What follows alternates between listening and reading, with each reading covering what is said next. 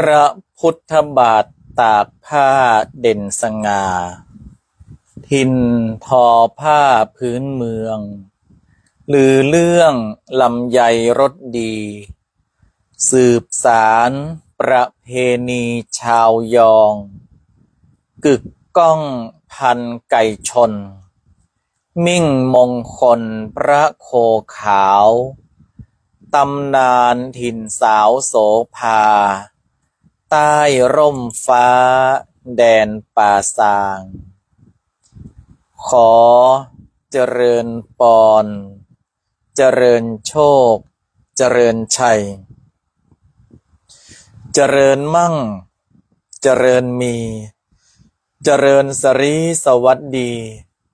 กับท่านสาธุชนคนดีFCรายการทุกท่านมาพระมาแล้วหนาญาติโยมศรัทธามาฟังพระครูวิโรจน์ชยาภรณ์กับรายการธรรมะนึ่งกำลังใจ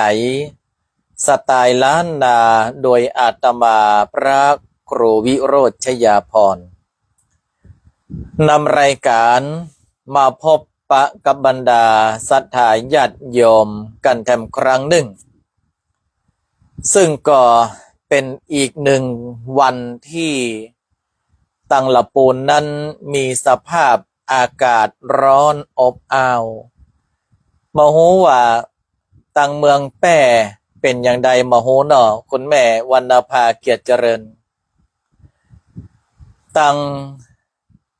เพชรบุรีเนาะแม่เลี้ยงวานิดานาคาป่าเป็นอย่างใดพ่องหรือว่าตังเจียงไฮ้ตังกระบี่ตังหลายๆที่หลายๆแห่งอากาศเป็นจะใดพ่องในวันนี้ที่ไหนทะลุ40องศาไปแล้วอาตมาภาพเชื่อแน่ๆเลยว่ามันจะต้องมีตีทะลุ40องศาแต่ทั้งนี้และทั้งนั้นเนี่ยคือท่านทั้งหลายก็ได้รักษาตัวเองประการที่หนึ่งอย่าอยู่กลางแดดเมินล้ำไปหากรู้ว่าตัวเองนั้นสุขภาพมาพอดีหรือว่ามีอาการผิดปกติก็ต้องรีบเข้าห้องเอาน้ำล้างเท้าเหี่ยก่อนเนอะจะไปฝังอาบน้ำเอาน้ำล้างเท้าแล้วก็เอาพัดลมเป่าเอาวีเข้าปัดให้สภาพร่างกายมันปรับก่อนให้มันดีมันหายเป็นใจสั้นใจไหวก่อนแล้วก็กินน้ำที่มีอุณหภูมิปกติบ่กินน้ำเย็นจัดจนเกินไปเพื่อที่จะปรับอุณหภูมิในร่างกายหลายๆคนเนี่ยคุณนายหนิงบอกว่าแป้ฮ้อนขนาดเจ้าเนี่ยคุณนายหนิงสายวงตอนนี้เปิ้นออนทัวร์อยู่เมืองแป้หลายๆคนเนี่ยฮ้อนมาปดโทถ้าเป็นป้าใจมากองถอดเสื้อเรียบร้อยจดน้ำเย็นบักกันนี่ร่างกายตั้งในมันร้อนแล้วก็น้ำเย็นจัดเข้าไปปรับบตันเป็นตาค้างเป็นตาวางแล้วเป็นเป็นหาวแล้วหัวใจทำงานผิดปกติแล้วอันนี้ต้องระมัดระวังดูแลสุขภาพกันตัวเองในหน้าร้อนแบบนี้เนาะแล้วก็ในวันนี้ที่วัดพระธรรมกายเปิดมีการทำบุญมหาสังฆทาน 40,000 วัตต์อาตมาภาพชื่นชมเป็นอย่างหนึ่งก็คือด้านการบริหารจัดการอย่างที่อาตมาภาพบอกว่าคนเราเนี่ยมันก็มีทั้งดีแล้วมันก็มีทั้งดำอันใดดีของเปิ้นเฮาก็เอามาประยุกต์ใจอันใดดำของเปิ้นเฮาก็มาต้องไปสนใจเหมือนกรรมหลวงพ่อพุทธทาสภิกขุเปิ้นว่าใดเขาดีบ้างชั่วบ้างช่างหัวเขาให้เลือกเอาสิ่งที่ดีเขามีอยู่ สิ่งที่ชั่วของเขาไม่น่าดูอย่าไปรู้สิ่งที่ชั่วของเขาเลยอาตมาภาพได้หันการบริหารจัดการวัดพระธรรมกายเนี่ยต้องยกนิ้วคนอยู่กันเป็นเรือนแสนศรัทธาญาติโยมขยะตึงมามีปิวมามีเหี่ยมามีหายคือถ้าหากว่าภัยด้วยนี้ความเคยชินกินน้ำหั่นขี้ค้านเอาไปขว้างตีทางขยะมันไกลเอาตำละไว้หั่นมาถึงนาทีก็จะมีเจ้าหน้าที่มาไล่เก็บหมดว่าพระธรรมกายเปิ้นห้องขยะนี้ว่าเป็นเพชรเป็นพลอยเพราะว่าเปิ้นเอาไปขายเอาสตังค์ปิกมาแล้วเปิ้นเอาคนเรือนแสนอยู่นะนั่งกันเป็นระเบียบเรียบร้อยอันนี้ต้องยอมรับเปิ้นแล้วถวายมหาสังฆทาน 40,000 วัดหลายๆคนก็บอกว่าวัดอีแม่ยังบัดนี้ไผได้ไปวัดในประเทศไทยมีเป็น 80,000 ปุศทาฉะนั้นได้ไปพ่องมาได้ไปพ่องก็เป็นหยังอาตมาภาพยังนั่งไลฟ์สดอยู่นี่หั่นแม่ก็ท่านปลัดมโน เฮาก็อนุโมทนาเปิ้นกะเนาะเฮาก็อนุโมทนาเปิ้นอาตมาภาพก็มาหันว่าวัดใดจะมีหอวัดไปเติงวัดพระธรรมกายสักเด้อ ฉะนั้นปานตาหากันเปิ้นกินเปิ้นตาลเฮาก็อนุโมทนากับเปิ้นมาต้องไปเล่าหน้าจ่าขวัญเปิ้นนะเนาะเนี่ยเปิ้นทำได้เฮาก็อนุโมทนากับเปิ้นอย่างว่านะวันนี้อาตมาภาพจะเอาจุดมาสะดุดคิดเฮือศรัทธาญาติโยมตั้งหลายคนบอกว่าทำไมรายการบ่มีลุงใจกับไอ้แซมบ่มีความเฮฮาเฮ้ยด้วยมารยาททางสังคมเนาะอาตมาภาพก็จะออกรายการเนี่ยแต่ว่าจะบ่เฮฮาสัก3 วันเหตุผลเหรอเฮาก็ด้วยมารยาททางสังคมเพราะว่าตอนนี้คริสตศาสนาเพิ่นได้สูญเสียประมุขก็คือพระสันตะปาปา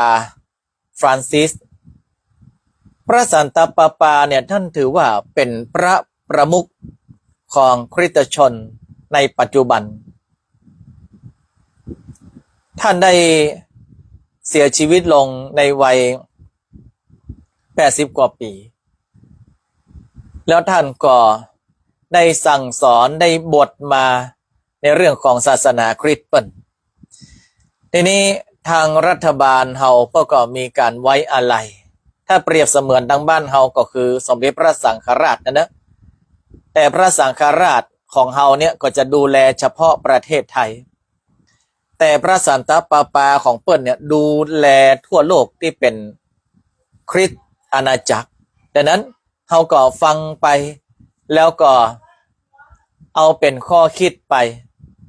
อาตมาภาพก็จะใจน้ำเสียงแล้วก็จะใจสีหน้าเอาเนาะท่านอาจารย์พิเชษฐ์นี่เป็นเจ้ธรรมดาเนอะวัดนาแจ่บัดเดี๋ยวนี้กำลังโด่งดังศรัทธาญาติโยมไม่ใช่ว่าแก๊สระเบิดนะกำลังโด่งดังเพราะว่าเปิ้นเป็นพระนักพัฒนารุ่นใหม่ท่านอาจารย์พิเชษฐ์วัดนาแช่เปิ้นให้จะลาบและอาตมาภาพไปเตดเมินเพราะว่าก็ต้องอนุโมทนาท่านอาจารย์พิเชษฐ์วัดนาแช่เมืองลำปางปุ่นประกอบนิมนต์อาตมาภาพไปเตดโอ้วัดเปิ้นงามไปถึงก็นึกว่าอยู่สวิตศรัทธาญาติโยมแต่มาใจอยู่สวิตสกรรมย่ำใส่ปักเปิ้น แซวท่านอาจารย์พิเชษฐ์เนิ่งเอาละสาธุอนุโมทนายินดีต้อนรับทุกท่านเข้าสู่รายการเราวันนี้ออกรายการจ้าหน่อยอากาศมันร้อนก็จะทักทายเป็นระยะไปเลยอนุโมทนากับแม่สุแก้วคำอ้วนปวารณาน้ำพึ่งมะนาวพรุ่งนี้อาตมาภาพจะให้ลูกศิษย์ไปรับเอาน้ำพึ่งมะนาวเดี๋ยวแม่สุแก้วคำอ้วนอาตมาภาพก็เอามาผสมแถมสักหน่อยหนึ่งเพิ่มมันได้นักแถมหน่อยเพราะว่าตัวเจ้าพระเนนอยู่หลายกินคน2 แก้วก่อนไหม ช่วงนี้สามเณรบอกว่าร้อนเนี่ยตัวเจ้าฮ้อนนี่ก็ไปไหนนักมาได้จะไปนั่งน้ำตกน้ำตาดอย่างเปิ้นก็จะว่าหัว จะไปแอวทะเลก็บ่ได้แถมก็จำเป็นได้อยู่วัดอยู่ว่าแอวป่าแอวเขาเข้าป่าเขาลำเนาไพรปนอาตมาภาพก็มีถังส้มเหี่ยแก่นถังไม่ใช่ถังใส่ส้มนะถังสีส้มเป็นถังใหญ่อาตมาภาพก็บอกไปเน้นถ้าฮ้อนนะแกเน้นก็เอาถังสีส้มแก่นใหญ่ๆนะเอาน้ำใส่แล้วก็แจ่ฮะไปเน้นว่าใดพระอาจารย์ครับผมมาเจ๊ควายเลยวะอาตมาภาพก็ว่ามาเจ๊บวกแต่มันเป็นการคลายความร้อนนี่เนาะโยมแม่จินตนาชัยพูลนี่ป้าก็ถูกหวยบ่อยเนอะขอให้ถูกกุ้งวดเนอะเนาะเอาละวันนี้อาตมาภาพจะเอาเรื่องราวอย่างมาโอ้ให้ฟังเอาเป็นจุดที่จะทำให้เฮานั้นได้สะดุดเพื่อที่จะคิดเนาะในวันนี้เปิ้นมีคำกล่าวอันนี้อยู่ในเพจจุดสะดุดคิดนะเปิ้นบอกว่าหนูเนี่ยไม่เคยคิดว่าอาหารที่มันกินเกิดจากการขโมยมาจากคนอื่น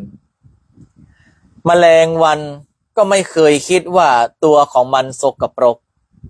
ค้างคาวหรือว่ายุงมันก็ไม่เคยคิดว่าตัวของมันคือพาหะหรือในวงสังคมของอีกามันก็บ่ได้คิดว่าสีดำนั้นมันเป็นสีที่น่าเกลียดสิ่งต่างๆเหล่านี้มันสอนเฮาอย่างใดเปิ้นบอกว่าฉะนั้น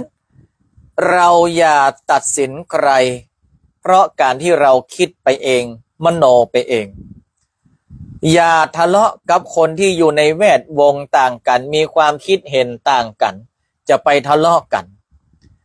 เพราะว่าในมุมที่เฮาคิดว่าถูกมันอาจจะผิดในมุมที่เฮาคิดว่าผิดมันก็อาจจะถูกเพราะว่ามันอยู่ที่ว่ามุมไผ่กับมุมมันเนาะเฮามาต้องไปยุ่งเรื่องความคิดของคนอื่นบริหารจัดการความคิดของเฮาเพื่อมันถูกต้องก็พอละ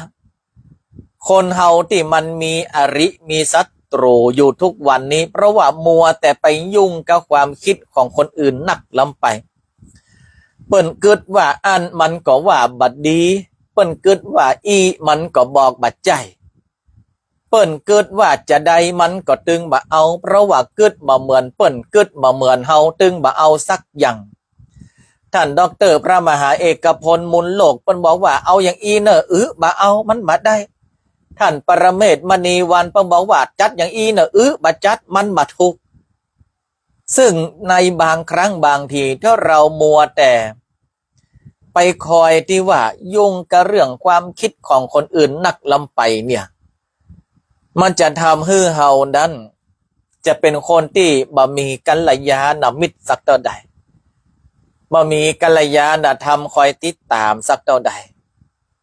อย่างเปิ้นยกตัวอย่างหนูมันก็บ่ได้กึดเราว่าข้าวสารกาขนมกาหรือว่าของที่มันเอามากินนะมันเป็นลักเปิ้นมาหนูมันบ่ใช่โหมันเป็นลักเปิ้นมาแล้วมันสับไหนมันก็ไปหั่นเนี่ยมันสับไหนมันก็ไปหั่นเฮากินเหี้ยกินหายหั่นหนูมันไปกินมันไปเอามันอันนั้นมาเฮาก็โอ้หนูห่าเนี่ยมันลักกินก็มันบ่ใช่โหรัฐศรัทธาเอาอันคุบเนี่ยไปดักหนูเนาะถ้าเฮาเอาคุกไปดักหนูได้เฮาลองถามมาว่าหนูสูลักของมากินแกมันก็งอกหัวใส่เฮาอีกถ้าเป็นจักกานี่บัดแน่ถ้าจักกานี่ก็งอกหัวใส่แน่ๆนะ สมัยตะก่อนอาตมาภาพสอนอยู่สอนหนังสือนะละอ่อนมันกำจักกาหัวเขียวมาเนี่ยแม่หมอนิพาวันละอ่อนมันกำจักกาหัวเขียวมาพระอาจารย์ครับพระอาจารย์ครับผมยับจักกาได้ตัวหนึ่งอาตมาภาพก็ถามเอ้าเธอไปยับจักกามาได้อย่างใดเธอบ่ฮู้กะว่าไปยับของเปิ้นกักขังน่วงเหนียวนั้นมันเป็นบาปเป็นกรรมนะเธอเนี่ยมันก็เถียงอาตมาภาพว่าพระอาจารย์ครับผมมาเป็นบาปแน่ๆทำไมเธอถึงมั่นใจว่าเธอมาเป็นบาปเพราะผมถามจักกาแล้วผมขออนุญาตจักกาแล้วอาตมาภาพก็งงนะมันเก่งอู้ได้แถวจักกาอาตมาภาพก็ถามว่าเธอไปอู้อย่างใด ผมไปปะจักกะผมกับมันน่ะจ้องหน้ากันนะตามองตาทำอุราไว้วันเนี่ยผมก็ถามมันว่าผมจะยับมันเนอะมันก็กระงอกหัวใส่ผมบอกว่าจะยับแล้วเนอะมันก็กระงอกหัวใส่ผมบอกว่าจะเพื่อเป็นบ้าเป็นกรรมเนอะมันก็กระงอกหัวใส่มันอนุญาตแล้วหรอครับพระอาจารย์ผมก็เลยยับมันมานะอาตมาภาพพอหน้าจักกะหนูไม่รู้หนูหูเบามันเป็นอุปนิสัยของจักกะอย่างนั้นเนาะเนี่ยแมลงวันมันก็บ่เคยคิดหรอกว่าสิ่งที่มันไปตอมไปไต่เนี่ยมันเป็นสิ่งที่ดีก็ว่าบ่ดีสุมาสุมากับตันทั้งหลายที่กินข้าวอยู่ขี้มันก็ตอมเข้ามันก็ตอมจะอันแมงวันแมงงนเนี่ยมันมีไหนแมงงนเข้าไปตอมขี้แล้วไปหากอยู่ปากทางแวะมันนี่เพราะว่าอย่างเพราะว่ามันก็บ่เคยคิดว่าสิ่งที่มันตอมเนี่ยมันเป็นสิ่งที่สกปรกหรือว่ามันเป็นสิ่งที่สะอาดแล้วก็ข้างข่าวมันก็บอกเคยว่าตัวเก่าว่าเป็นพาหะโรคนั้นโรคนี้หรออย่างโรคนั้นบางคนบอกว่าเกิดมาจากค้างคาวโรคนี้เกิดมาจากค้างคาวก็ถ้าค้างคาวมันโหว่ามันเป็นพยาธิมันก็ไปคลินิกปุรกะมันก็หมอช่วยฉีดยาวัคซีนเนื้อกรรมนะหรือแม้กระทั่งว่าอีกาเนี่ยเจ้ากาขนดำกุมงุมเนี่ยนะกามันก็มาใช้หูหรอว่าสีของมันเป็นสีความหมายอย่างอีกามันยังภูมิใจว่าโอ้ตัวฉันเนี่ยเป็นกาที่สวยสดงดงามมีขนมีปีกสีดำครับมันมีความคิดของไผ่ของมันความชอบของไผ่ของมันดังนั้นจิตไผ่ก็ใจมันศรัทธาญาติโยมทั้งหลายเฮาบ่สามารถที่จะไปบังคับให้คนกู้คนมาเชื่อในสิ่งที่เฮาเชื่อได้อย่างอาตมาภาพประกาศตั้นตั้งหลายได้ปูจาเตียนบางคนเปิ้นก็ปูจาบางคนเปิ้นก็บ่ปูจาอาตมาภาพก็บ่ได้ว่าไผมาปูจาออกไปเลยอาตมาภาพก็บ่เจอว่าคืดอันเพราะว่าจิตไผมันก็ใจมันเนี่ยบางคนเนี่ยโอ้ไปตัดสินเกิดเองมโนเองแล้วก็ไปไล่ผิดหัวกับเปิ้นล่าตำล่าในพิษหัวแถวตุเจ้าพิษหัวแถวกรรมการพิษหัวตุเจ้าพิษหัวกรรมการป้อหลวงพิษหัวก็ลูกบ้านผู้ช่วยพิษหัวก็อบตก็เพราะว่าอย่างก็เพราะว่าบางทีบางครั้งเนี่ยความคิดมันอาจจะต่างกันไปบ้างรัฐบาลก็ยังมีฝ่ายรัฐบาลกับฝ่ายค้านเพื่อที่จะคานอำนาจซึ่งกันและกันรัฐบาลเปิ้นเป็นคนทำงานบางทีก็ลืมไปพ้องฝ่ายค้านเปิ้นก็คอยกระตุ้นว่าอันนั้นบ่ถูกอันนี้ต้องปรับอันนั้นต้องแก้อย่างอีเนอะถ้าเป็นอย่างเงี้ยป้าฮ้องว่ามันจะไปด้วยกันรอดแต่ถ้าหากว่ามันคัดกันเนี่ยแล้วคนใดคนหนึ่งมันหันต่างจากคนอื่นกอดอกบินหลังต่ำเนี่ยแล้วลำบากแล้วเหมือนนิทานนกกระจาบเหมือนนิทานนกกระจาบนะต้องฮื้อแม่เลี้ยงจำเรียงแกรนแบบคนเล่าคนเล่ากล่อมน้องไอก็คือเนาะสมัยเป็นละอ่อนเนาะรับกันนิทานนกกระจาบนี่กันคนเนาะนิทานนกกระจาบอ่ะมันนั้นเป็นตัวอย่างได้ดีทีเดียวว่าเฮามันต้องบางทีมันต้องปั่นใจหากันกัปตันธนากรไปต่างประเทศเมื่อใดครับเอ๋เหรออย่างจะไปกำถุงย่ามเพื่อการได้เลยเนอะ40,000ปลายมาได้วันเนี้ยพอเจล้างแอร์หมดต่อวันค่ำคืนห้องมาเนอะฉะนั้นเอาอีตึงมวลเนี่ยอาตมาภาพจะสรุปให้ฟังว่าเฮาเนี่ยจะอยู่กับคนอื่นได้ทำงานกับคนอื่นได้อยู่กับในสังคมได้เฮามาต้องไปวุ่นวายกับความคิดเปิ้นเฮามาต้องไปเต็กไปเหน่งความคิดเปิ้นเฮาบ่ควรที่จะไปบังคับความคิดเปิ้นเพราะว่าตัวเฮาเองเนี่ยบางทีบางครั้งก็ยังบริหารความคิดของตัวเก่าบ่ได้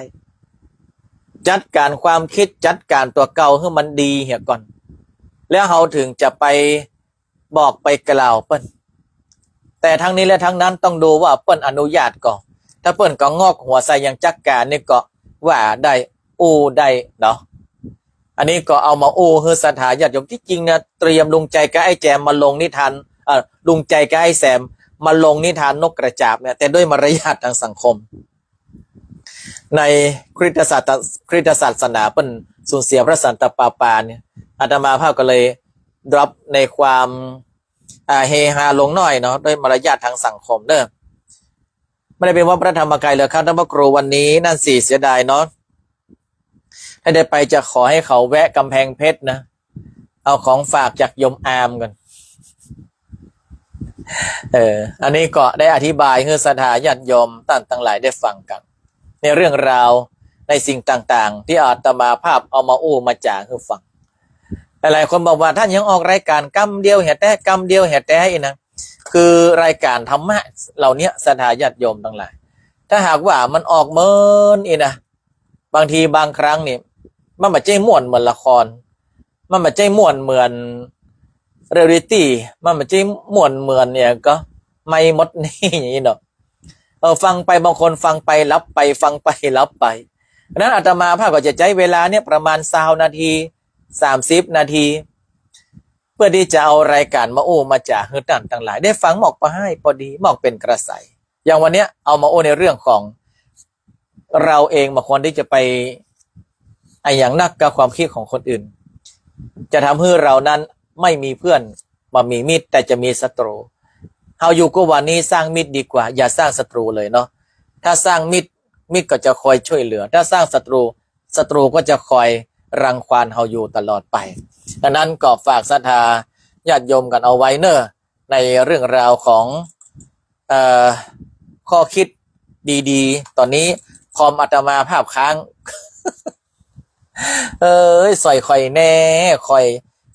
คอมข่อยเป็นจังเนาะจู่ๆมาก็ค้าง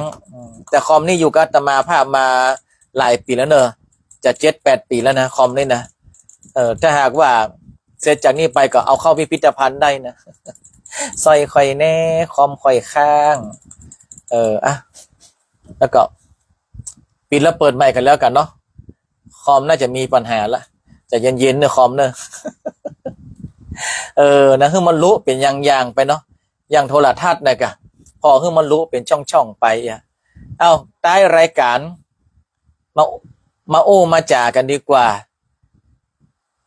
ศรัทธาญาติโยมภัยจะโอ้จะจ๋าภัยจะแลกเปลี่ยนความคิดเห็นกันมาเนอะไม่หลวงเก๋เดี๋ยวปะกันสั่นต้นมือเนอะคร่าวๆก็น่าจะเป็นอันนี้คร่าวๆนะยังบ่ได้แน่นอนเนี่ยนะน่าจะเป็นวันที่25นี่คร่าวๆอยู่เนอะเดี๋ยวต้องรอแต่ก่อนเพราะว่ามันหลายคณะเนี่ยคร่าวๆก่อนอันนี้ต้องบอกไว้ก่อนคร่าวๆยังบัดแต่เด้อยังมา100%เด้อแม่สมศรีบอกว่ามันถ้าจะหมดอายุไขแล้วก็เจ้าอนุโมทนากับแม่สมศรีที่จะตั้งเกาซื้อให้ใหม่นะจะตั้งเกาซื้อให้ใหม่อนุโมทนาเนอะให้ไปกาดหนองดอกเนี่ยไปโซนที่เพื่อนไข่พักเนี่ยสับปะรดของคุณแม่สมศรีนี่ล้ำนะหวานรสชาติกลมกล่อมเนาะกรอบนอกนุ่มในซื้อสับปะรดแม่สมศรี3 ถุงแถมยาแก้รูดท้องหื้อ1 แผงเนาะอะม็อกซี่อาจารย์บุญเพลินยาวิชัยอาจารย์บุญเพลินยาวิชัยอันนี้มาแล้วนมละปุนคนเมืองเหนือเนาะคุณโยมสุนทรีปันสุรัตน์สาธุอนุโมทนาโยมอาบอกว่ามันน่าจะมีอายุครับอายุอะไรอายุที่มันหมดมันเสียแล้วดังนั้นอาตมาภาพก็จะเอารายการจากลาศรัทธาญาติโยมกันไปก่อนเนาะสำหรับในค่ำคืนนี้โชคดีมีความสุขทุกท่านบุญรักษา